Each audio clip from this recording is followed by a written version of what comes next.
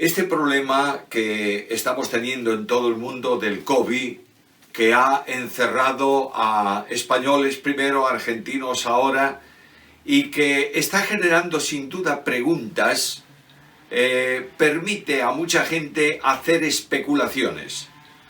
De manera que la gran pregunta que yo podría resumir de esta manera es de esta forma: ¿hay algo en la profecía que tenga que ver con esta situación actual de pandemia? Muchos comienzan a buscar, a investigar, a ver que la profecía habla de momentos de crisis, de muerte grande de personas, de problemas y dificultades, de enfermedades, de pestes, etcétera, etcétera. Y todos creen que ya estamos inmediatamente antes del retorno de Cristo a la tierra. Se especula, se habla, se dice, se buscan citas bíblicas, no importa aunque las saquemos de contexto. El asunto es que lo que yo digo tocante a acontecimientos futuros a la luz del problema mundial tenga por lo menos una base más o menos bíblica que apoye, que determine, que permita expresar lo que yo quiero expresar y decir aquello que yo pienso. La Biblia es un libro de preguntas, pero también es un libro de respuestas. Y lo primero que yo tengo que preguntarme es esto: ¿hay alguna señal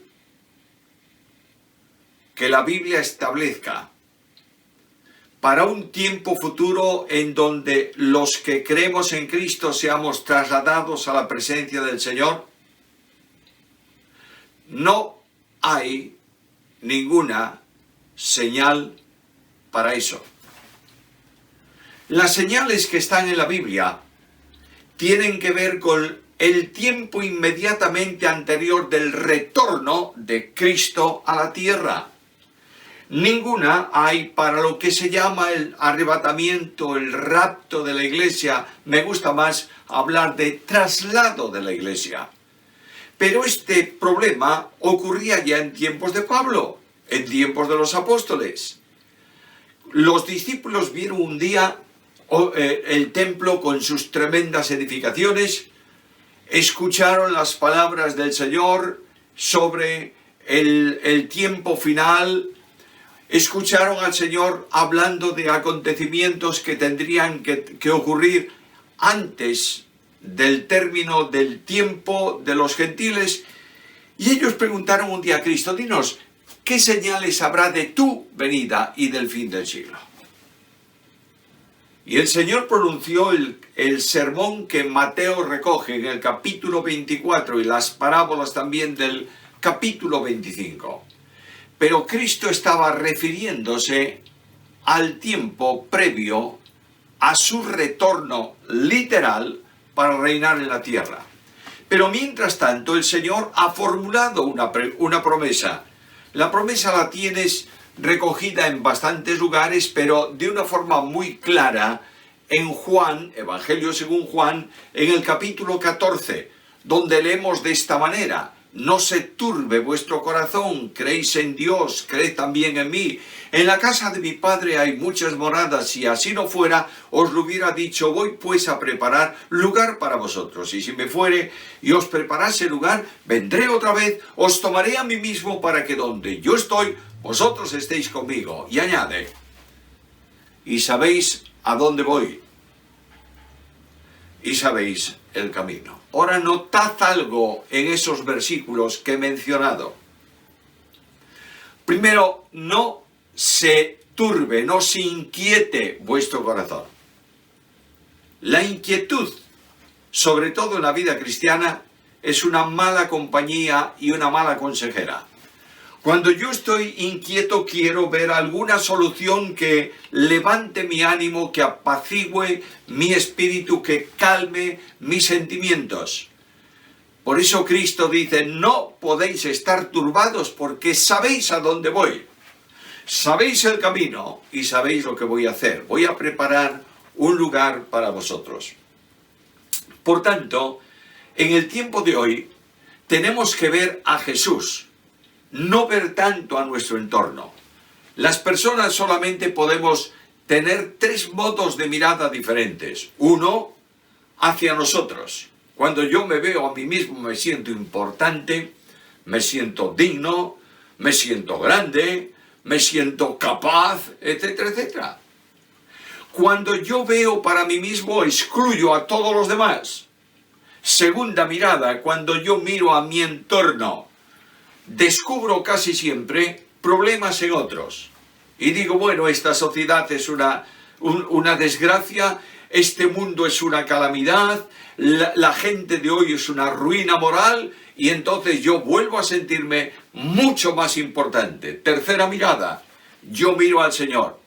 Y cuando miro al Señor descubro que la gloria suya es de tal dimensión, es tan grande, tan importante, tan santo, tan glorioso, que yo no soy nada.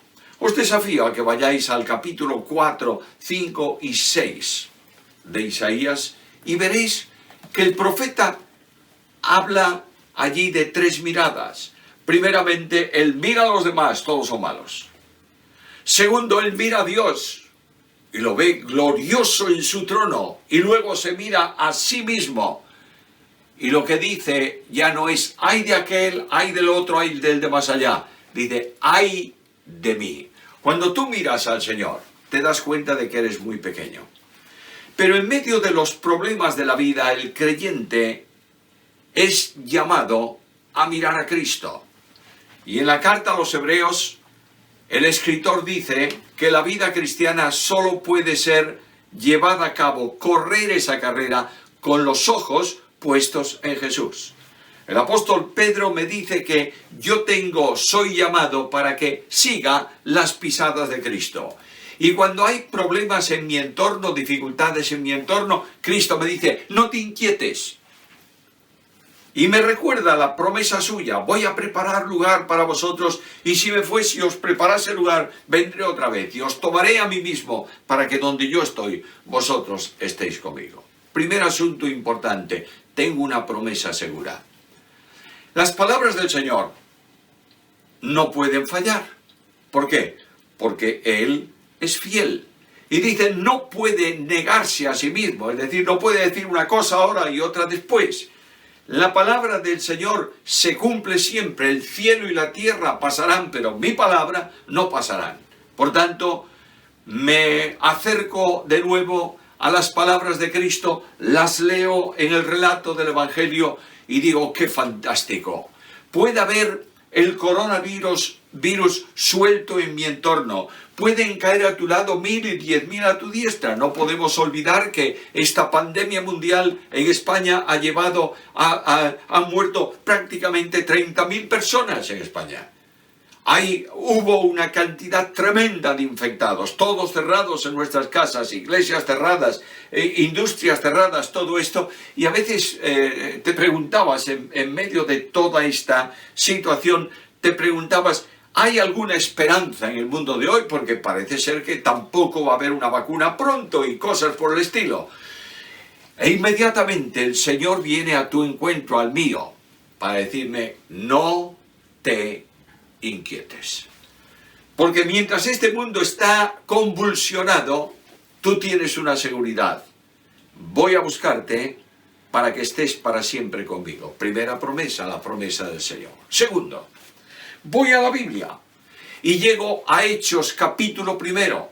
Se va a describir allí algún aspecto, alguna pincelada sobre la ascensión de Cristo. Y yo veo a todo aquel grupo de discípulos contemplando al Señor que es levantado de la tierra y asciende a los cielos, y de pronto una nube lo oculta de los ojos de aquellos y ellos siguen mirando al cielo. ¿Acaso no dijo Cristo que vendría otra vez? Esperemos. Él vendrá. Y en lugar de venir el Señor, vienen los ángeles. Y los ángeles dicen a todos aquellos varones galileos, ¿qué hacéis mirando al cielo? Este mismo Jesús que fue tomado de vosotros al cielo, así vendrá, como le habéis visto ir. Por tanto, voy a la Biblia y leo estas palabras. Toda palabra dicha por medio de ángeles, tuvo cumplimiento. El Señor dijo, voy, preparo y vengo, y os tomo y os llevo.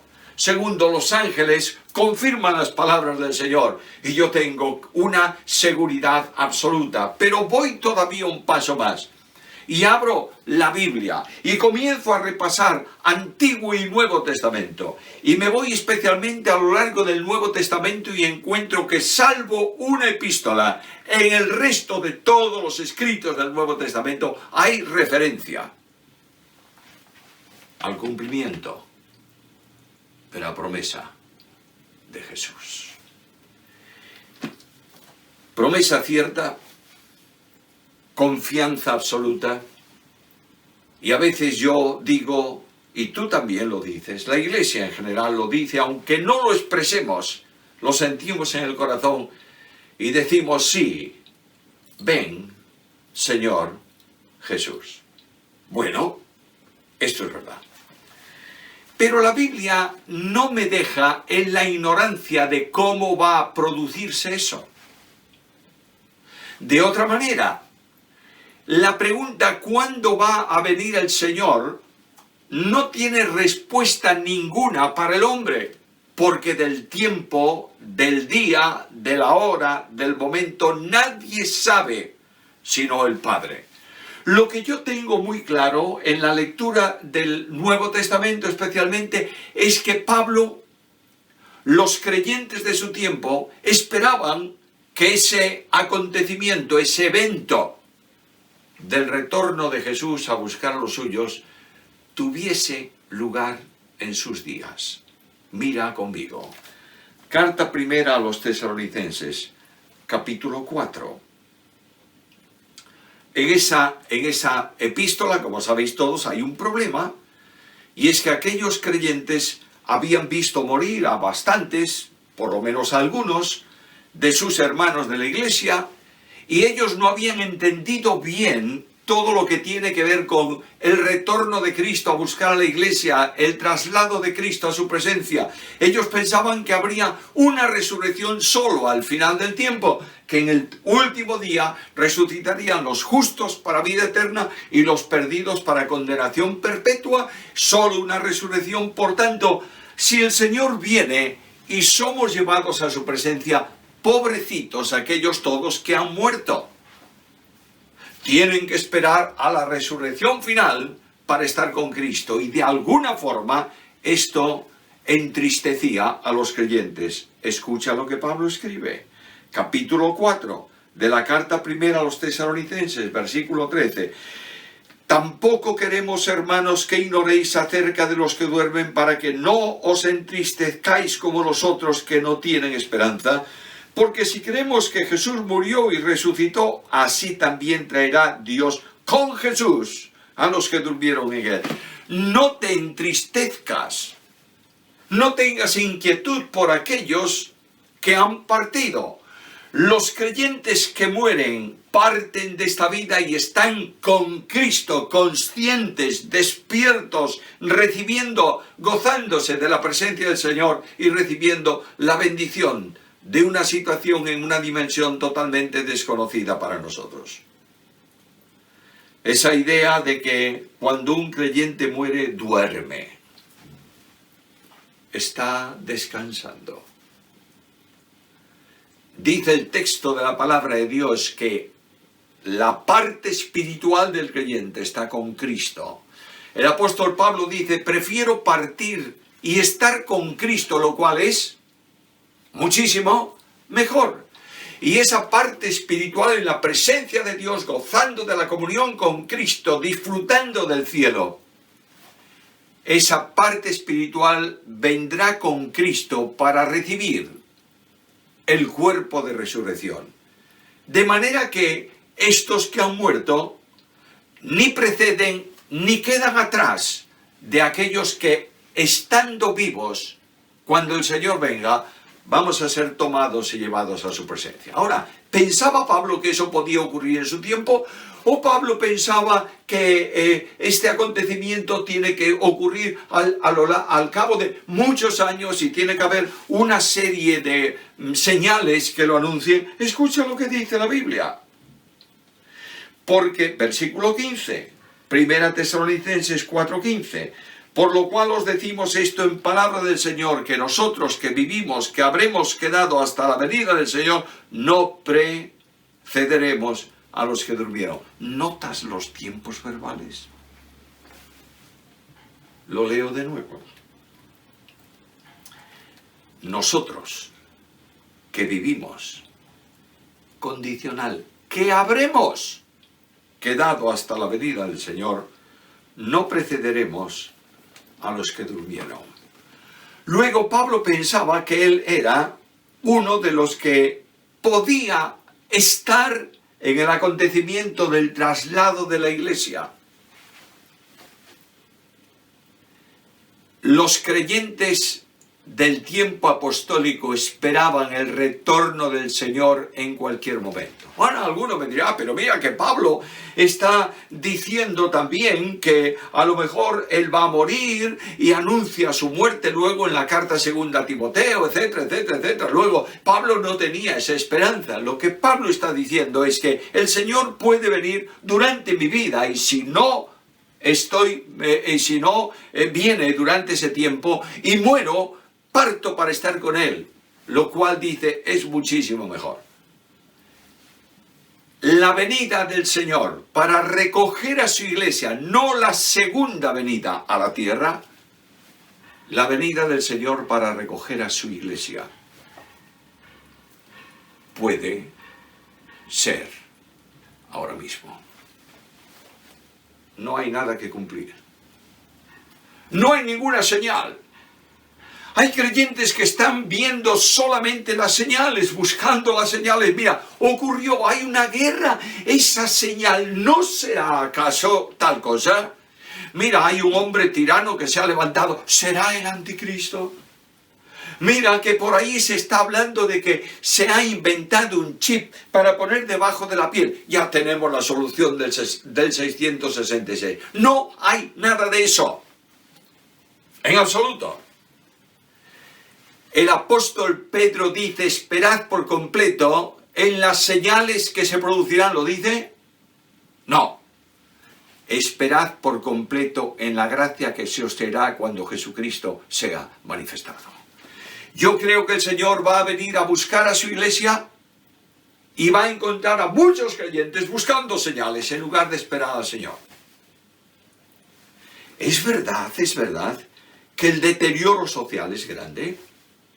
¿Acaso no dice Cristo que en el tiempo de su venida será más o menos igual o parecido o semejante a los días de Noé? Violencia, pecado, corrupción moral, etcétera, etcétera.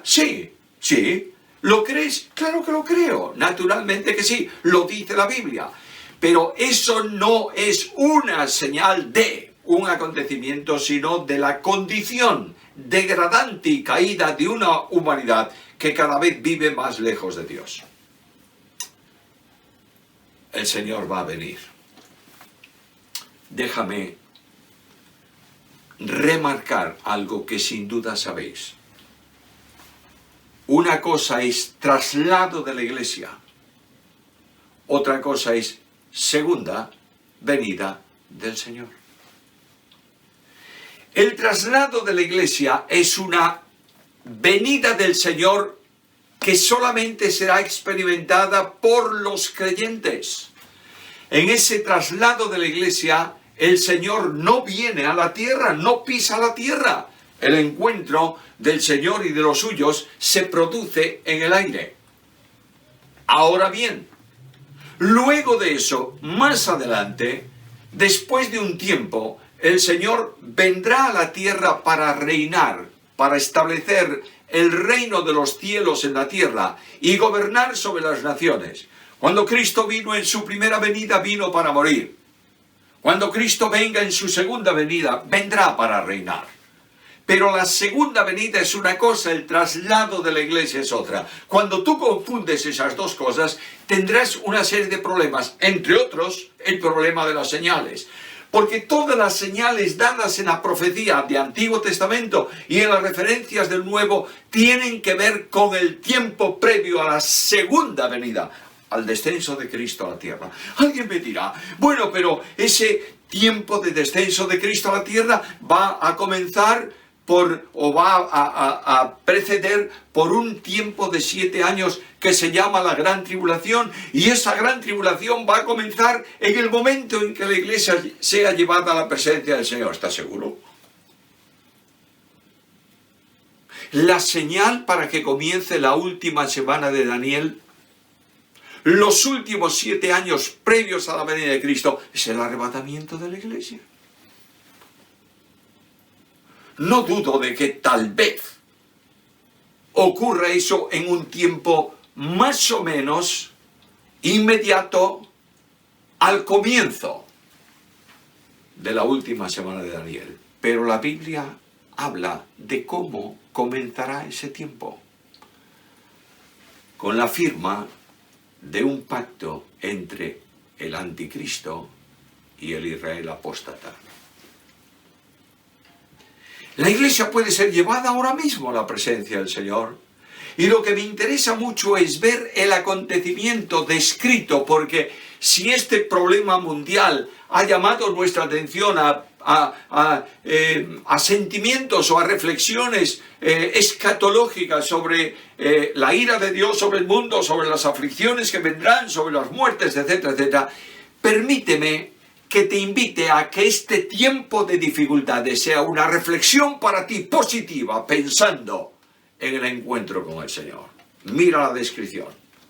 El apóstol Pablo no solo dice a los tesalonicenses, bueno, no tengáis tantas inquietudes porque vamos a estar todos con el Señor. Escucha lo que dice el texto bíblico sobre ese acontecimiento. Capítulo 4 de 1 Tesalonicenses, versículo 16. Porque el Señor mismo, todo el entorno de lo que va a decir tiene que ver con ¿quién? Con el Señor.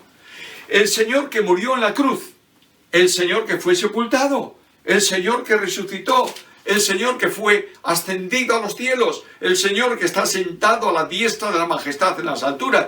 Este mismo Señor, no otro.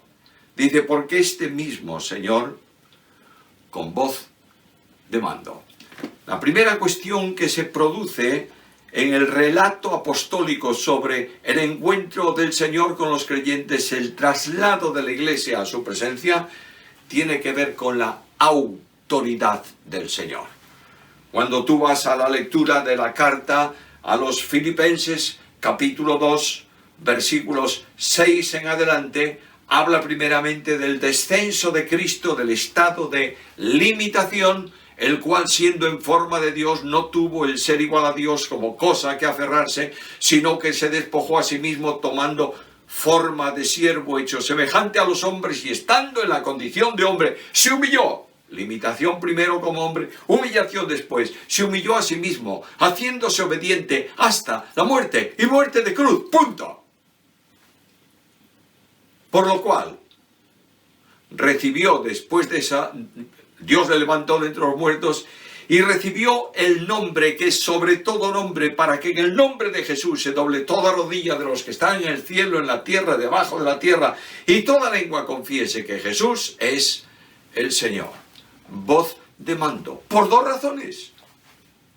El que viene a buscar a los creyentes es el soberano, Rey de reyes, Señor de señores. ¿Tú sabes que Dios es soberano? Y tú sabes que toda la actuación de Dios, no importa dónde, es un acto de soberanía. Dios creó el cielo y la tierra. ¿Por qué? Porque es soberano. Dios condujo la historia de Israel, sacándolo de Egipto y llevándolo a la tierra prometida. ¿Por qué? Porque es soberano.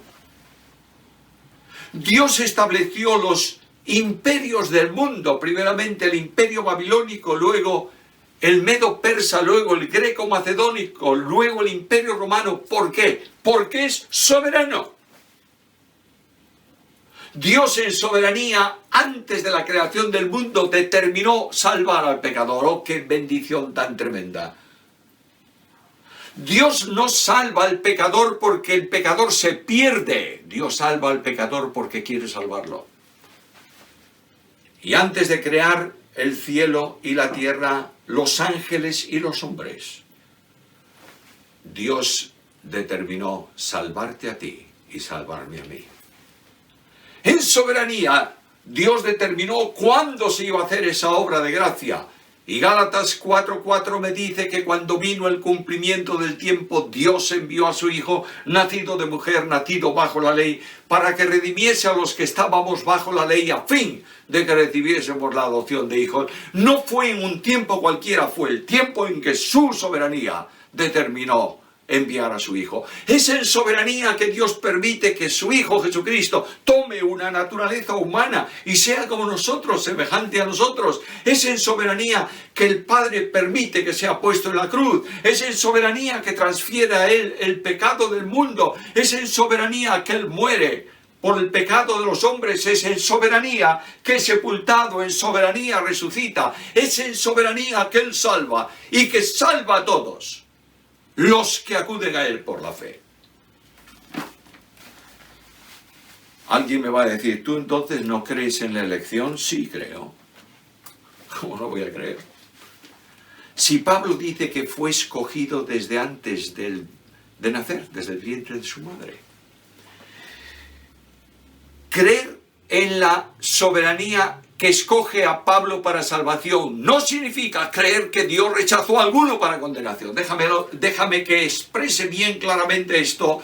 No tengo duda de que Dios salvó a Jeremías porque quiso y salvó a Pablo porque quiso, pero dice Cristo, todo aquel que quiera, venga. De otra manera, venid a mí, ¿cuántos? Todos. Los que estáis trabajados y cargados, que yo os haré descansar. Oh, mis amigos queridos, mis queridos jóvenes especialmente, hay una enorme corriente de lo que se llama Nueva Reforma por todo Hispanoamérica, que cada vez que yo voy ahí, me produce una sensación de angustia, en donde enseñan que Dios escogió a algunos, solo a algunos para salvación, y condenó eternamente a los demás. ¿Cuándo lo hizo? ¿Lo hizo antes de crearlos? Luego, ¿cuál es la responsabilidad penal de alguien antes de ser una persona? Dios salva a todo aquel que cree. Viene con autoridad, voz de mando. Porque además de esto, además de manifestarse como el soberano, viene para resucitar a los muertos en Cristo, es decir, a los creyentes. Cada vez que hay una resurrección en la Escritura, en el Nuevo Testamento especialmente, notarás voz de mando. Nunca verás que Jesús dijo en alguna ocasión, en el nombre de Dios, levántate de la tumba. No. Él levanta al muerto, lo toma de la mano, ordena que vuelva a la vida. ¿Y no recuerdas acaso la resurrección de Lázaro? Abrir la tumba. E inmediatamente que la puerta de la tumba está abierta, Jesús dice, Lázaro, ven fuera. Y el que estaba dentro salió. Cristo va a mencionar el nombre de todos los creyentes muertos a lo largo de la historia. Y estos serán resucitados. Voz de mando. ¿Qué más, Pablo? Bueno, después de la voz de mando, voz de arcángel. ¿Qué es el arcángel? Bueno, un arcángel es el jefe de ángeles, el coordinador de un cuerpo de ángeles. En la Biblia se nos da el nombre de un solo arcángel, que es Miguel. No se da el nombre de otro arcángel. Algunos suben a Gabriel de categoría de ángel a arcángel, porque claro, como anunció el nacimiento de Cristo, vamos a darle unos galones más, pero Gabriel es un ángel, no es un arcángel. Voz de arcángel significa que los ángeles están al servicio y acompañan al rey que desciende del cielo. Esos ángeles vienen con el Señor. Los arcángeles escuchan la voz del Hijo de Dios, de aquel que es como rey, el que gobierna sobre todo el cuerpo angelical. Y alguien me va a decir, ¿y para qué esos ángeles? Bueno, será para aplaudir, porque claro, fíjate, cuántos creyentes, qué bien, qué cosa más hermosa. No, quiero que observes un paso más en la descripción de Pablo. Con voz de mando, con voz de arcángel, con trompeta de Dios, descenderá del cielo. Ahora sigue al versículo siguiente, volvemos nuevamente atrás enseguida. Seremos arrebatados juntamente con ellos en las nubes para recibir al Señor, ¿dónde? En el aire. Ahora, ¿qué pasa hoy en el aire? Bueno, en el aire es donde Satanás y sus demonios tienen desplegado su acción. A Satanás se le llama el príncipe del poder del aire. Yo no sé si a alguno de vosotros le interesa algo la historia más o menos reciente de la Segunda Guerra Mundial. Los que leen historia de la Segunda Guerra Mundial, todos tienen en su mente una fotografía que es popular de esa guerra. Y es el momento en que Hitler y su Estado Mayor entra en París. Los franceses habían sido derrotados. Y ahí, en la avenida que conduce al Arco de Triunfo, todos los derrotados, el pueblo francés está puesto a un lado y al otro de la avenida, y delante de ellos están desplegados soldados alemanes con sus armas.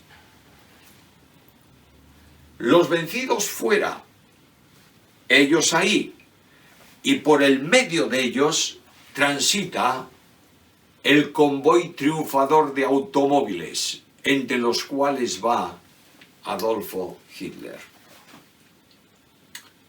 Mira un momento. Los ángeles de Dios descienden con Cristo. El cordón de los ejércitos celestiales colocan a un lado y al otro, fuera del entorno, a los demonios, y por el medio de esa calle triunfal, la iglesia de Jesucristo, tú y yo, iremos al encuentro del Señor.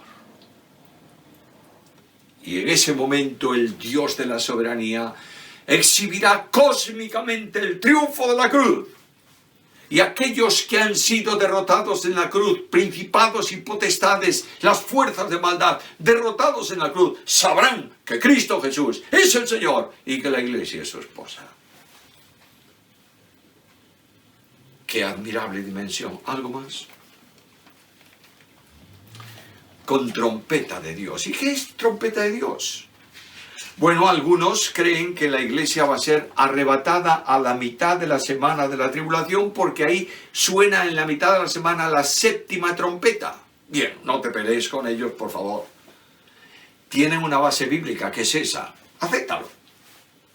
Yo creo que vamos a ser trasladados antes de la tribulación, pero no nos peleemos por cosas que son doctrina general.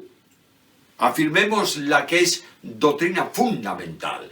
La doctrina fundamental es que Cristo viene conforme a su promesa. La doctrina general es viene antes, viene a la mitad. Eso no tiene importancia. El hecho es que va a venir. Y dice el texto bíblico que desciende del cielo. Y ahora esa voz de mando resucita a los muertos que han dormido en el Señor. Y luego nosotros, los que vivimos, los que hayamos quedado, seremos arrebatados juntamente con ellos en las nubes para recibir al Señor en el aire.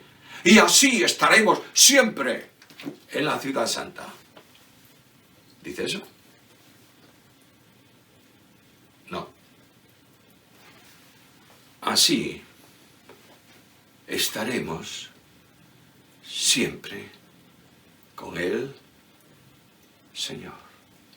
Y alguno me estará diciendo, bueno, Pérez Millos, entonces, ¿tú no crees en la ciudad santa? Claro que creo, ¿cómo no voy a creer? Naturalmente que sí. La ciudad santa es además la esperanza no de los creyentes de la iglesia, solo, sino de los creyentes de la antigua dispensación. Vas a la carta a los hebreos y habla de Abraham y dice que Abraham esperaba la ciudad que tiene fundamentos, cuyo constructor y arquitecto es Dios. ¿Esperaba lo mismo?